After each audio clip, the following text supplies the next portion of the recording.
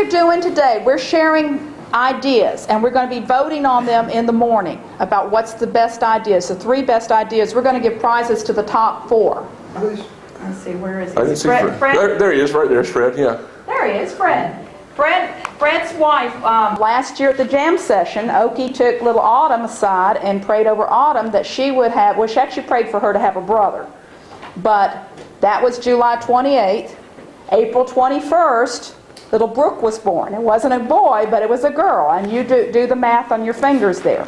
So, 2 miracles have happened as a result of God through his wife. So we're just really thankful that Fred and Okie are part of our sharpening group here. So, and I just want to thank Okie. I know she's not here. She's in church this morning. And so we're just really grateful for our grandchildren. We have a 4th one on the way. So next year you'll see our 4th grandbaby. We hope that's the last. Tell Okie don't pray for any more grandchildren. She will be here tomorrow, so if any of you guys want to lie, my wife's pregnant. That's her spiritual gift. I mean, it hasn't been just Misty. It's been several people, right? Yes. So we're thankful to Okie. So thank you, Fred. Thank you for marrying her and bringing her over to the United States for us. I'll do it all over again. That's sweet. I want to hand these out. Jay is always reluctant to share any of his ideas at the jam. He's like, new ideas I come up with and I tell him about, and he said, "Oh, I've been doing that all along." But this is one of the things that has really seriously increased his scissor sales this year. We gave him a goal for the year and he's already reached it. And one of the things we've done, and we'll credit that also with Carissa, she comes up with a special each month for Jay, and he hands out the flyers while he's out there. That's one of the main, he's made 2 changes in his sales presentation, and that's one of them. And what I was going to do, and this might be helpful to you, is each month when we come up with a special, I'm going to put it on my website or put it on my blog or something like that where you can download it and print out the same special. So you don't have to dream up something or design something. And the specials we have will be things that, number one, that you can at least double your money on, especially if you're buying 7 shears at a time. So you'd be able to at least double your money on doing it that special. And number 2, it's things that we feel like we have plenty in stock. So I know it's a little frustrating if you have a special or a deal that you're setting up for your customers and then we're out of stock on it. So we'll be doing things that we know we have plenty of to support you that month. So I plan to work with Carissa and Jay and everybody and come up with some kind of special of the month each month.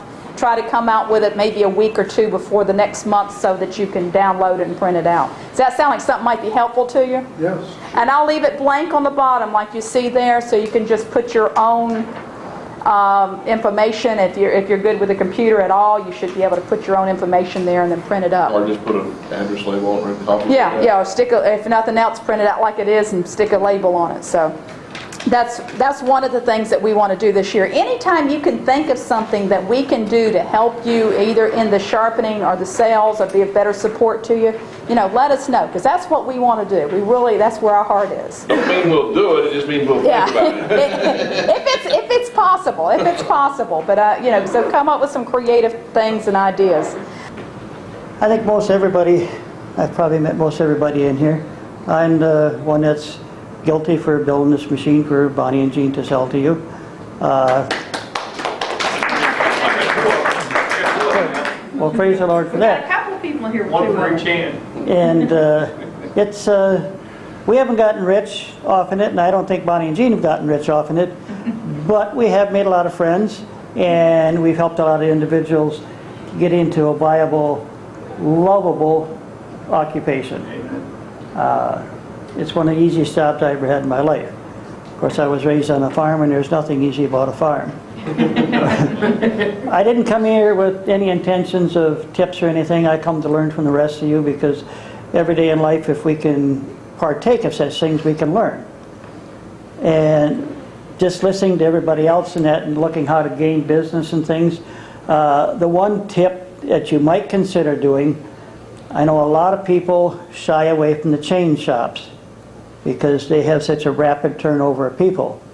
But it might work for you, because I'm right on the verge of signing a deal with one of the chain stores, and in my area, generally, these individuals will own multiple stores.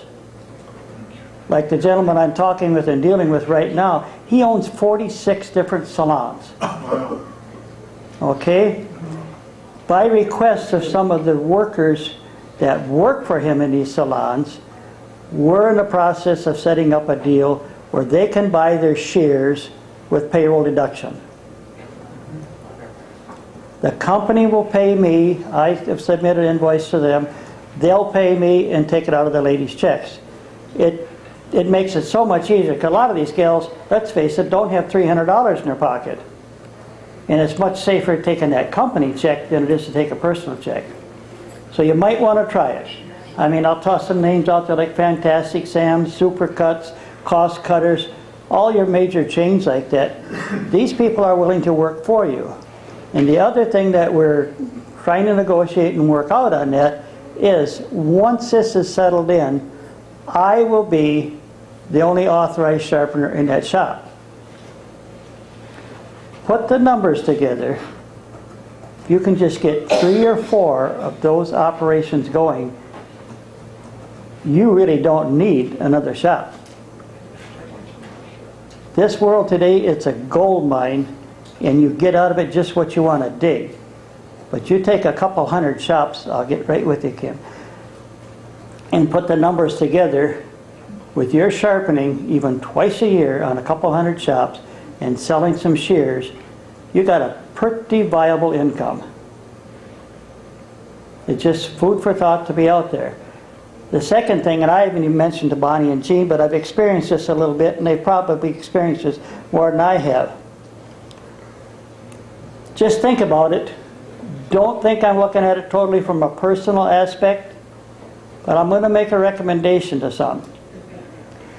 Especially for you gentlemen that are on the road a lot, and you ladies also, not just working, part-time in your locality. Think about it.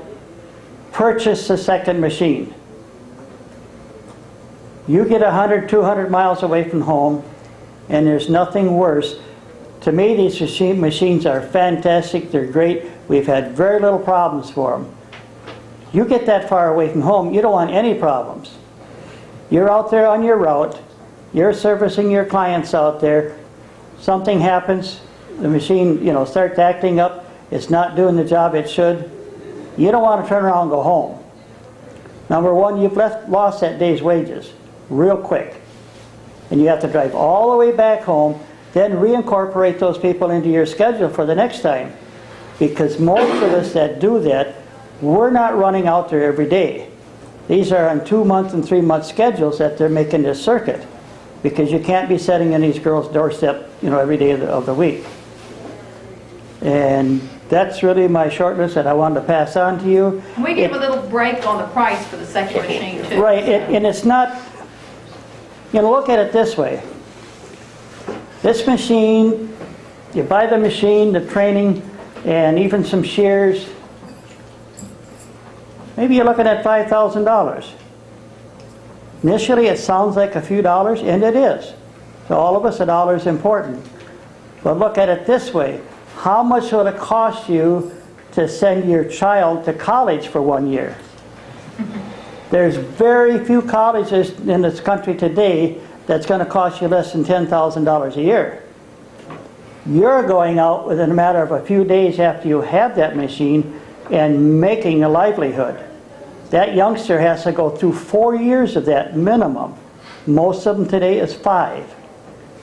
So even if you double that up, after you've been in, I'm not saying order 2 machines all at once, but after you've been in a little bit of it, it's like anything else. It demands things to be backed up. Take some of your earnings, put them aside, and have that second machine with you just in case of emergencies. Because even when you get the second machine, you might have boosted your total investment up to $7,500, $8,000. But for what your return on it is, it's really minimal.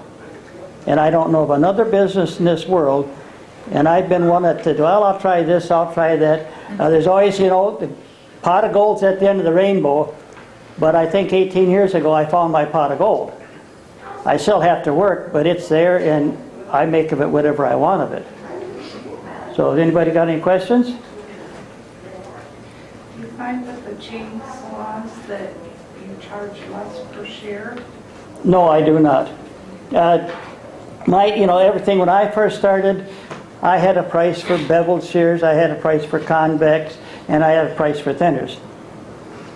Right, wrong, or indifferent, after a short period of time I said that's enough of that, because I would do your shears, and back then it wasn't what we're getting today. I was getting $7.50. And of course Bonnie told me I was nuts, but that's okay. We quite frankly tell folks. You know, and then, you know, say $10 for convex shears. And so I do a pair of convex shears, and the little girl goes around the corner. She's tickled pink with them. They're working fantastic. And the other one comes over with a pair of beveled. I whip through them, $7.50. Why did it cost me $2.50 more? These girls today, they are not, you know, they're not even before. These stylists aren't dumb. I mean, you know, they're working with people, they know how to work with people, and they know what numbers are because they're working with them all the time. After I heard that 2 or 3 times, they said, I don't want to have to explain myself. You're all going to pay the same price regardless of what. It works the other way too. If you charge $7.50 to one person, let's be realistic, $25 to one person and $20 to the other person. We've done this at a hair show, and they come up together, and the guy Can I you tell charge a story about in Chicago? Yeah, because Chuck was there. And 2 ladies came up together, and I said, okay, yours is 25 and yours is 20. And the girl, I said 20, she looked horrified. Why are my shears less than hers? And I said, well, yours is a bevel, a little easier to do, and these are convex. And she says, but you understand, I love my shears. And she pulls open her blouse, and she has those shears tattooed, am I lying? Tattooed on her chest, over her heart, with the name brand on there. Where is this girl? I missed that. I said, ma'am, I'm sorry, I apologize. If you want to pay $5 extra to have your shears sharpened, I'll be glad to take the extra $5. And she said, no, that's okay. So that was the last time I will ever charge less for a bevel edge over a convex. That Now, was see, it. the difference Jean is didn't I would need have to see offered the to sharpen the scissors on her chest. For nothing, that's it. I'll adjust those free for you, ma'am. I put a sign up that said if your shears are tattooed on your chest, it's going to be $40. Well, I think we may do some new policy. If you tattoo our shears on any part of your body, we'll sharpen it the rest of your life for free. We have a lady. We have a lady out in Tucson. They're supposed to email me the picture, and she's got her kaleidoscopes tattooed on her leg, and he says it's got the name, and it's exactly. You lay them side by side, it's the kaleidoscope, and she loves them that much. So Just something else to back up what he talks about, setting up deals with chains and things like that, and getting the payroll deduction. The biggest day that Jay and I have ever had was $3,500 in one salon. And it was just one salon. We went there to sharpen, and the management there said, okay, girls, if you want to buy any shears or you want to get your shears sharpened, we'll put it on payroll deduction for you. And we sold probably 15 pairs of shears that day and sharpened about 25. And that's the biggest single day we've had as far as just regular sharpening, you know. But that was $3,500. Believe me, we were happy when we left there. I've been around the salon business 47 years, so that gives you any idea.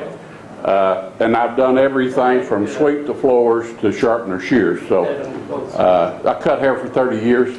So I've been sharpening about 15 years. And what Frank just said about the extra machine, please buy one. This happened to me about 3 weeks ago. I traveled Tennessee, Alabama, and part of Kentucky. From one end to the other almost. I go down to Birmingham, so I'd made a 200-mile trip to Birmingham and started to work on Tuesday morning. And the first shop I went into, I blowed 4 fuses. I finally got finished with 4 pair of shears. I went to the next shop and I started to work, and I had 5 pair of shears to do. and I couldn't get the machine to work. So I lost a whole day and traveled that far. So I called Bonnie, then I called Frank, and I don't know how many times I called him that day, but it took me took me all day long till 11:30 that night to figure out what my problem was, and what I thought it was the switch. So half the day, next day, is find an electronics store that had a switch that I could use, and I put in. I got through the week. So anyway, I bought another machine. Can't be with just one when you travel. I travel 57,000 miles a year sharpening shears. We were talking, Jim was talking about the spring and the finger adjuster, and the way I've found how to eliminate that problem is with a rubber O-ring put under the spring, and that keeps you proper tension. Where do you get the O-ring? All the hardwares have them. Yeah, you're talking about this rubber? It's just a rubber little O-ring. Also, if you have those shears where they lose the little spring tension out of there, rubber O-ring will take care of that too. So you can get that to work. Y'all know what he's talking about? No, I don't follow Okay. where you're... Okay, the leaf style clicker plates. Yeah. The leaf style, there's one up there. Right here. If you lose it, it goes under this with a finger adjuster. Okay, Okay? gotcha. Rubber O-ring. We also A got... lot of the new clicker plates are underneath the screw anyway. They don't have the leads anymore, but they still have that clicker plate underneath that, and that's Right. where the O-ring is taking place. Right. Right. And it will put proper tension on the finger nut so that it'll stay adjusted. Well, you buying a lot thicker O-ring, or you got those little bitty ones? I mean, Well, I try to find the largest one I can find that would fit this. You're not going to get real big for this diameter. well, I was just thinking that first time I run into one of those things, and I really made a mess out of it, was one of them, Joel, when I saw one of those things years ago, and it was like, well, my God, what is this thing for, you know? Right. And I was just thinking about, an O-ring not being as thick as what that was. Right. Well, You tighten the screw down a little more further. yeah, you can tighten it down, or just put an extra washer. Put a couple of them, okay. Okay? Under there. Even these little O-rings on the finger rest will work on some shears where you're not need a lot. What van you driving now, Bill? I drive a Chevrolet truck. Chevrolet? Yeah, I went from the sharpening van. I had a van completely set up, did all the sharpening in it, and had too many problems. So this is my guy. This is what I use. I go portable. I can work at anything now. But after losing an old man generator one day and the heat and everything else going out, I gave that idea up. Scenery's better looking in the salon than it is in the van too. Oh yeah. Because sometimes when he looks in the mirror, he sees his own reflection. That's horrible. Right. I get more business by doing it this way than by carrying it outside. My name is Ron Ellis, and I'm from Shalimar, Florida, down at Fort Walton Beach. My situation is a little different from some of y'all, probably most of you. I worked, prior to getting into this business, for the last 18 years prior to that, I was in a salon. I didn't cut hair. I took care of all the business and all the problems. And I can tell you there's quite a number of different problems in the salons. But the owner's health and age caused him to separate and give to his son. So all of a sudden I was looking for a job. And as you get a little older, it's hard to find something. So a friend of mine worked for Conair, and he was responsible for getting me into this business. I was fortunate enough that he told me that I should get with Gene and Bonnie up here because he had met them at a hair show, and then that's what brought me here. And I was, good Lord looks after you sometimes. But in my part of Florida, I live in the largest land area in the state, but we have probably, one of the smaller populations. In our whole county, there's just a little over 200,000 people. And being a vacation type place, we have, excuse my language, every damn sharpener in the United States comes into there. So when I go into a place, they may have been hit 3 times already that day with a sharpener, right? So I'm going to do a disclaimer for a minute. You know how when they run a program on TV and they say that the ideas expressed here are not necessarily the ideas of this station and all this sort of stuff? So let me say that from the beginning. My suggestion is to do not consider yourself a sharpener. And I'll tell you part of the reason for that in just a moment. But when you go in, you're there, go in with your shears, and you're there to talk to them about shears and show them some shears, and you also sharpen. In my case, I carry other things, and we'll get into some of that tomorrow. But they get hit with so many sharpeners all the time. And they've had loads and loads of bad sharpeners, and probably as many bad sharpeners as they've ever had good ones. We used to get that into the shop all the time. And so if you only think of yourself as a sharpener, then you're going to get eliminated, that gatekeeper there. And you're not going to get beyond the gatekeeper. So if you got shears to show, and I'm not talking about 2 or 3, but if you throw out the case, I got a couple of cases that I put out and lay the shears in front of them. If you put the shears in front of those people, they'll look at them. Now, even if they don't have any money, they will look at them. I don't let them cut with them. I don't let them play with them. And you can tell the lookers from the buyers. But you got to have that to show these people, because they are. Bonnie and everybody else has always said, they're all hands-on people. They're feely, touchy type things. So you got it there. They can feel it. They can touch it. They can play with it. You got something you can do with them. I got started charging $23 for sharpening because that's what Bonnie and them were doing. I'm real good at copying people. I'm not a great original thinker. When they went to 25, I finally found out about it, and Jay was charging 25. They said Jay, young guy, I rode with Jay for 3 days. Wonderful. Learned a lot. He was charging 23 because all these girls was giving him tips and everything. He didn't want to go up. They finally said, we got to go to 25. I found out they'd done that, so I went to 25. And when I find out they go to 30 or whatever, I'll probably go to 30 at that time. But show your merchandise, and don't be just simply a sharpener, because in so many cases, unless you live in an area and you're the only one there, then they're going to have a lot of people that's been there, and you need something to separate you from those other people.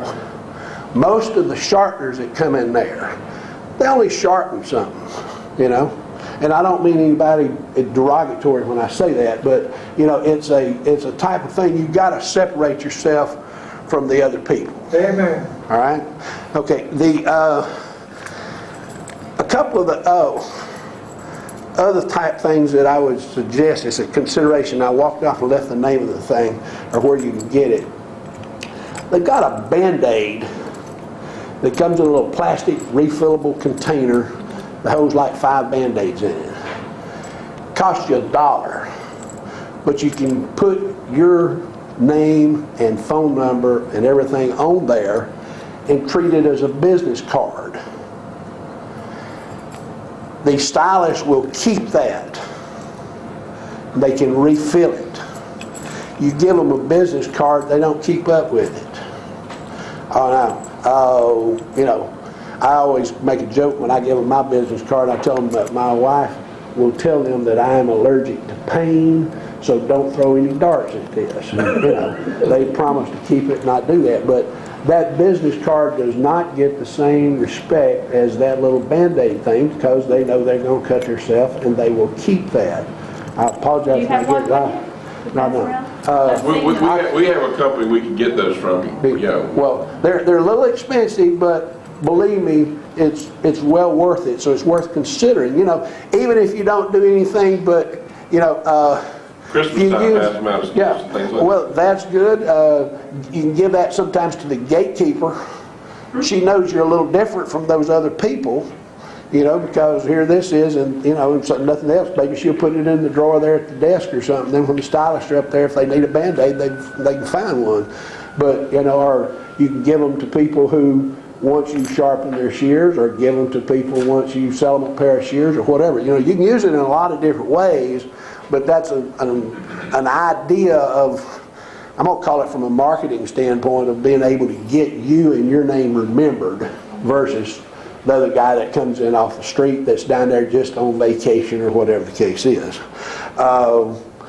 One of the other things is that Bonnie and Jean got me started going to the schools to do classes and everything and selling shears and everything. And so if you go to the schools and you do stuff, one of the things that I got this from someone else, again it wasn't my original idea, we put together a gift certificate and use it as a $25 gift certificate and give to these students when they graduate. And tell them, in my case, I tell them they can use it for, you know, whatever purchases that they want to make. Because I sell other things besides shears and stuff.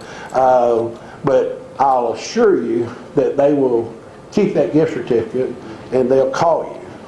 The worst thing that can happen to you is that I sell that twister razor for $20 and you put on there that there's no cash refunds. I sell that for $20. It costs $5. So if I have to give that away, it costs me $5. But once they got that from me, I can assure you I'm going to sell them something else. I've only had one girl, the cheapest thing she bought was a curling iron, and you know, I used that toward there, but you know, the other stuff's been a lot more expensive items.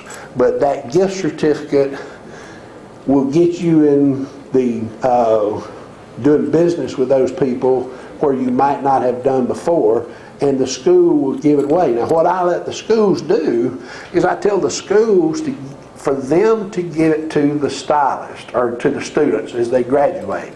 That way they're doing something for their students, so they love that, right? It got them some, you know, additional brownie points, let's say, and it didn't cost them any money, and let them sign it and give to them, and then, you know, it got you the business, which is what you want. So that's been, you know, a nice little thing for that we started doing here just back first of the year. All right, the other two things I'm going to say is, one is that Bonnie was just mentioning, is that, you know, from a networking standpoint, find you one or two people that you relate to, and I've got actually the guy that got me started doing this told me he'd worked for like 18 years with Clairol. When Clairol downsized, he wound up going to work with Matrix and worked for them for about 6 years, and then Matrix downsized and he went to work with Conair. He told me, he says, if I ever lose my job with Conair from them downsizing again, this is what I'm going to do, which is what he got me started doing. Well, he's since got downsized with Conair, and so he went into this business over in New Orleans, does the same thing. He and I talk back and forth every morning, all right? But if you'll find somebody that you relate to, that you can talk to for 2 or 3 minutes every day, you'll pick up some ideas from each other.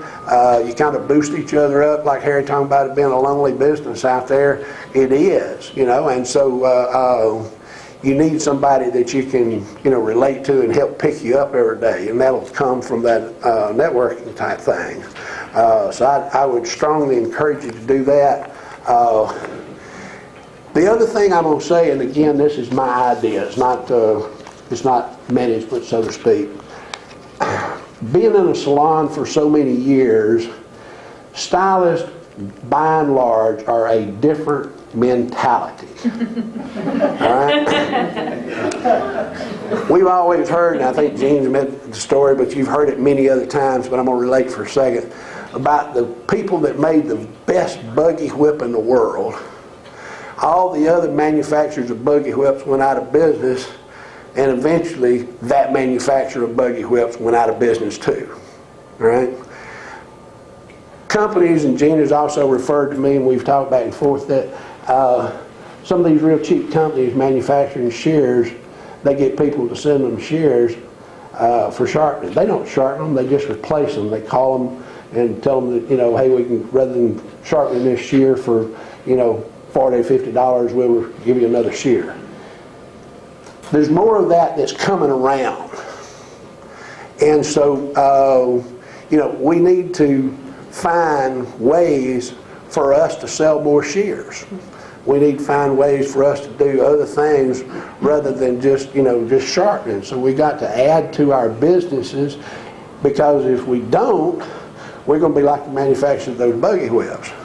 And I can tell you from being there for 18 years, we had 2 different salons, so I dealt with a whole bunch of these girls. Their mentality is they're getting cash every day, right? And people today are different than what many of us are that are a little older, where we used to work at saving stuff. You can work a long time repairing a shear, and they will say thank you and do all this sort of stuff, and then another sharpener will come in tomorrow and somebody's knocked their shears down and they won't call you. They'll let that other guy do that because they need those shears sharpened right then. That was their favorite pair of shears. All right, so my point is that an awful lot of times we can spend too much time trying to fix something. These people would rather throw it away and buy something new. All right? I've had girls that, as an example, 2 or 3 of them will buy a pair of shears, and somebody else say, well, I can't buy a new pair of shears. Well, have you got a cape with you, or whatever the case is. So point being is they want to buy something. So if you'll go in there with those shears or the mat this gentleman has, I get, excuse my language, but hell, I've been looking for one of those things for a good little while and hadn't been able to find somebody that had one at a price I could deal with and resell. Right? And I get asked for them quite a bit.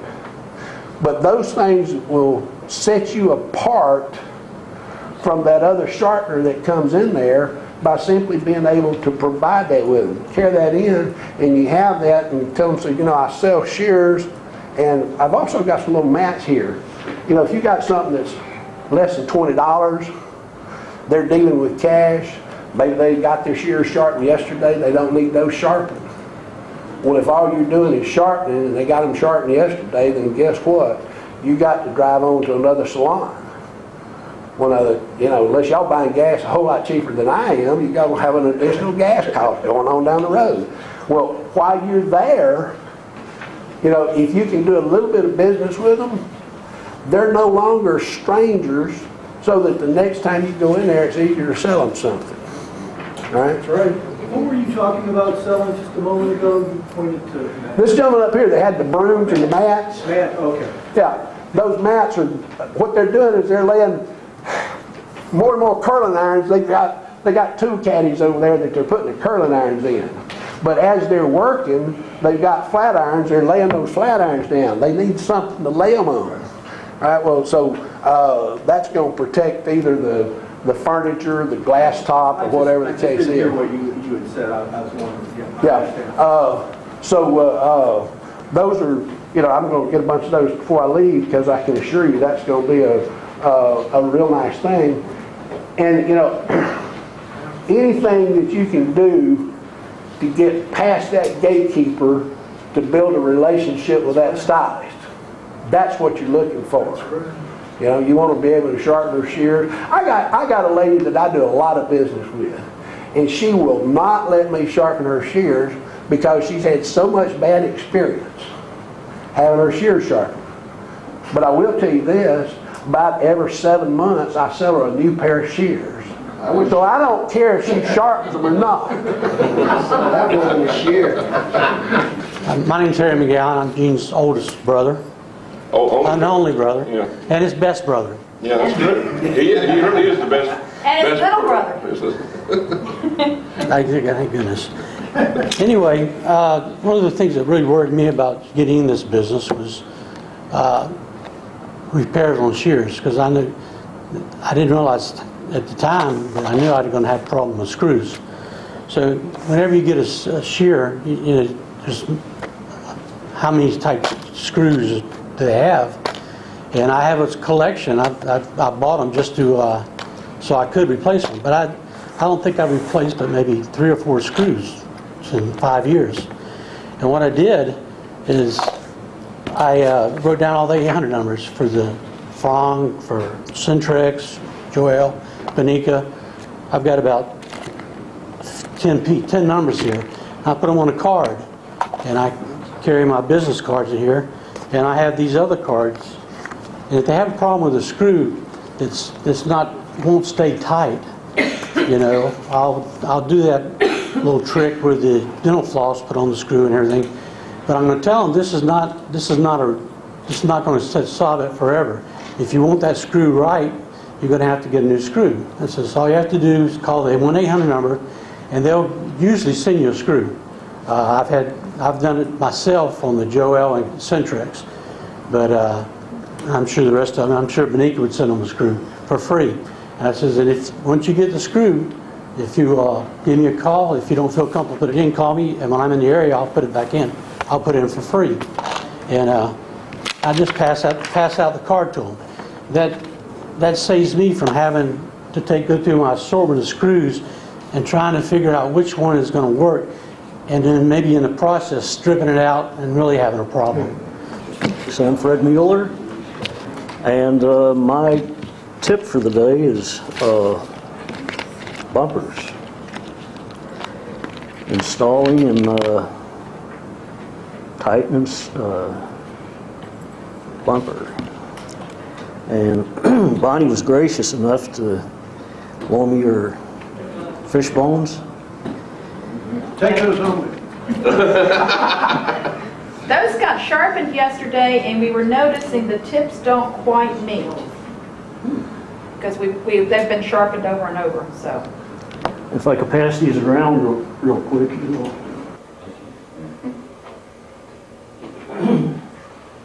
So what you would do then is take a match or a lighter, and this here's going to catch fire real quick. As soon as it does, pull it out. Put the handles together and hold it for about 5 or 10 seconds. It'll cool down pretty fast. And then once it's cool, it will set to the where it should be closed at. So in other words, you're molding that bumper to the exact shape you want it, Right, kind of, I guess, vulcanizing it. rather than trimming it down. You're molding it. Yes. And then hold it for about 5 to 10 seconds. And then it will it'll set. As a matter of fact, a lot of times when you trim it with a razor, you're going to have it to where when you close it, only a portion of that bumper is going to be coming in contact. Whereas by heating it and holding it, contact will be all around it. So. They're quieter that way. Pardon? They've been quieter that way. Oh yeah, yeah. Oh, you don't hear that. It'll feel more natural too.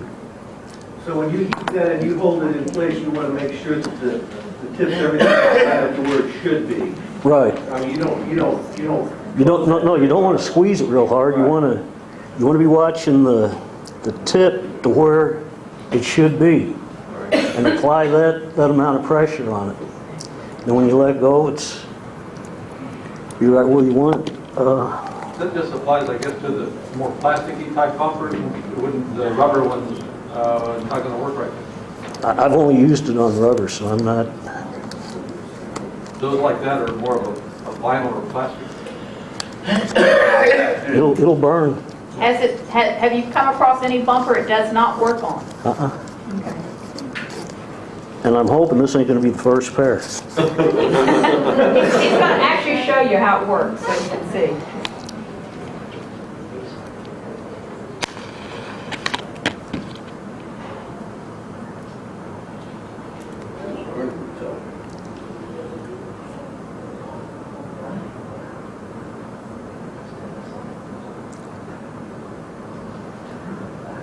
And burn yourself?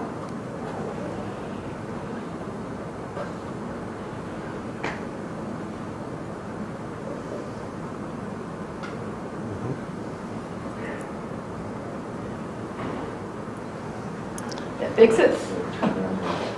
It only works at home. Oh, man, that's beautiful. Let's pass it around again. Took everybody. I got my money's worth with this. 5 seconds, maybe?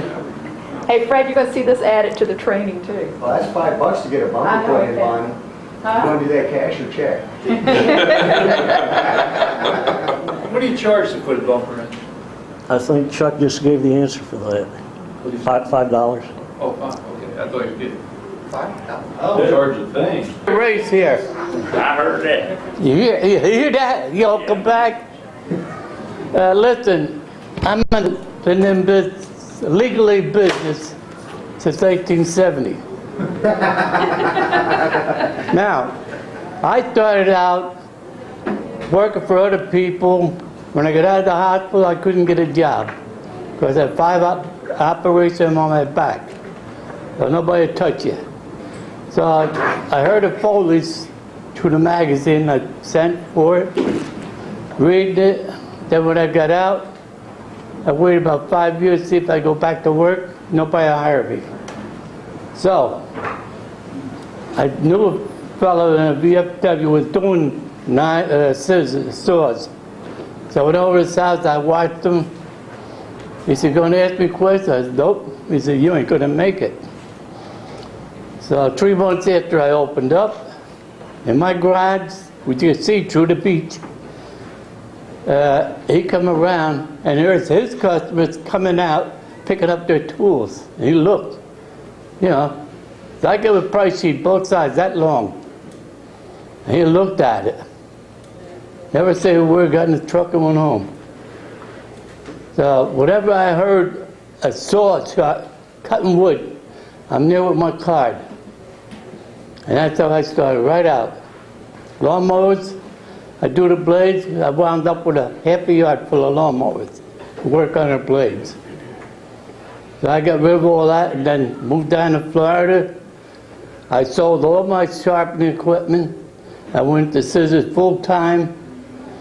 And I've been down here since '92. Now I'm getting ready to retire. And I'm not making trips like I used to. From 9 in the morning to 4 at night, I'd be on the road every day of the week. You mind telling us how old you are, if you don't mind? I will. Okay. I won't Don't make miss it that. like- Okay. So anyway, You I won't got- believe him. I got fed up because the gas price is going high and high, so I had to cut back. Now I tell them, you want me, call me. So I get called down then, and with the state of Florida, after a certain age, you lose your license. Okay? So in February, I'll be 88, and I'll still be working out of the house, my garage, doing the knives or whatever they bring in. Hedge clippers, I take all apart and do them on a belt sander. I charge them $25 for that.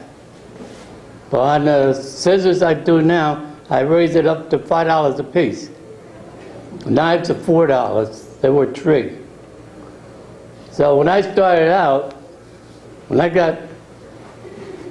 before I went to school, I was 5 years old. My mother lived in an old soldier's home.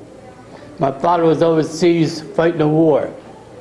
I tumbled down 3 flights of fire escape. I can't memorize anything anymore. But give me mechanical work, I'm there. I can't read or figure out 4 and 4 is 8, you know, stuff like that. So on the scissors, I have a little board about that big, cardboard, with all the prices on, from 1 pair, $5 up to 10 pair. And if I get 15 pair, I put down what it is, look at the 5, put that down there together. Now I'm getting ready to retire, not 10 years maybe. Once I can move, the doctor says, you better slow down, because I'm more balanced as it is. I think I'm drunk when I walk down the street. But what I do, I got to move fast. I had to get a walker, because I'm more balanced. It was too slow, so I put it in the garage and left it there. I get a food cart and push that. But I cannot walk fast. I was slow. Oh, ever since I was a kid, I was always, New York City, I'd be like this, in and out the crowd. Well, right now, I could say thank you for listening, and this is my first time ever to make a speech.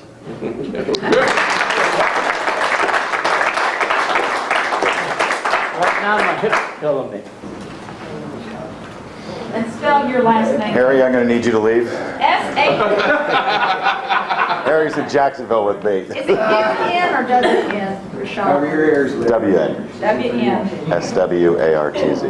S-W-A-R-T-Z, okay.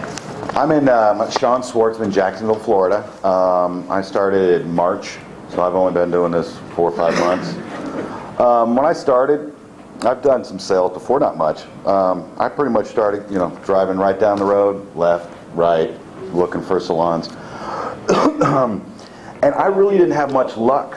This is, a lot of you guys have been doing this a long time. I didn't have much luck with the main ones, because everybody hits those. I kind of found that when I got lost, and I'd find a shop that was kind of hidden, I'd walk in there and like, my God, we're so happy to see a sharpener. And that's where I started to have my first success. And I was like, how do I find these? So I started experimenting, and I found that MapQuest, I use MapQuest to find directions. But if you go into MapQuest and you put in like hair, and you put either the city or the zip code, it's going to list every salon in that city, that zip code. And what it does is it prints it up. I'll pass this around. Like this is San Jose. There's like 40 in this little zone. But it name of the salon, address, phone number, and then it puts it right on the map for you.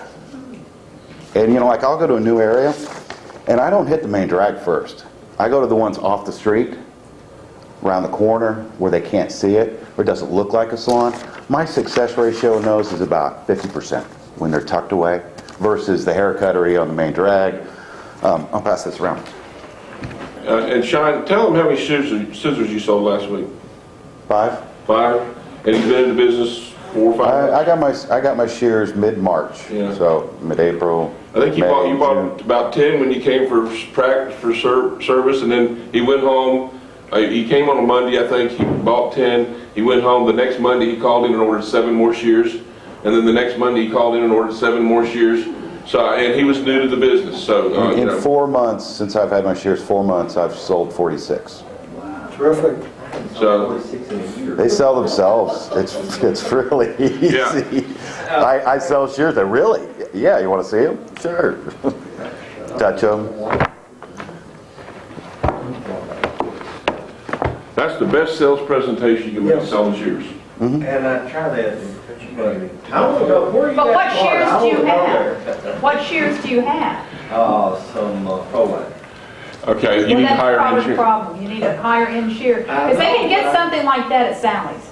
You gotta get something they can't find at the beauty supplies and at A Sally's. lot of times my shears help me, and again, I'm new at this. Most of you guys have been doing it.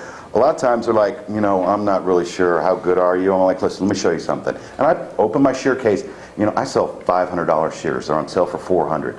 I sell quality shears, and I do quality sharpening. I mean, my cheapest shear is $100. It's kind of, they go, oh, wow, okay, you can sharpen mine. Okay, so that's the mindset that's the reason he's selling, I'm not. Yeah, that's exactly. I don't sell them. I offer them. Here they are, and I play with them, and I do their hands. Yeah, I sell a bunch of shears at schools, and you want to see my sales presentation? I'm sitting there while Jay's sharpening. I'm just sitting there, and they come up. I said, "Oh, would you like to look at some shears?" And they say, sure. And then they'll pick it up, and then I'll tell them about that shear. I've got a great line. But you're good at it. Yeah, and they come, if they're interested at all, and you show them a bunch of shears, they're gonna come up and look at them. And then all you have to do is just answer the question. And it may be you don't know anything about it. It says, well, what about this one? You says, you know what? I've been selling inexpensive shears most of my career, and I just started, I got convinced to sell more expensive shears. This is a new line of shears. I don't know much about them. Here, try these and tell me what you think. And they'll go over there and they'll do a cut of head of hair and say, man, these are really nice. How much are they? You tell them how much they are. You know the price.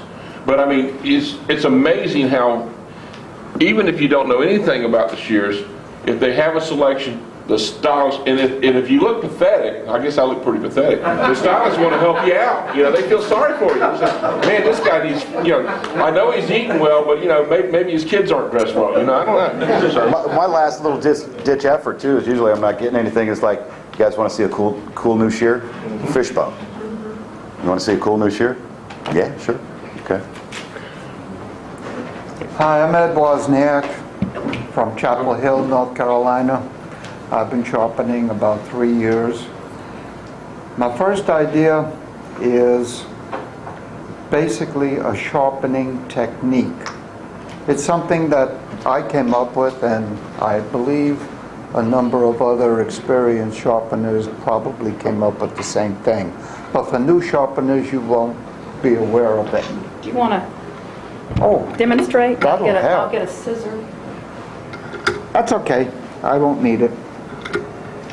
What I found between the linkage and the clamp, there's a certain amount of play that when you put the blade in the clamp, if you keep it straight like this, perfectly horizontal,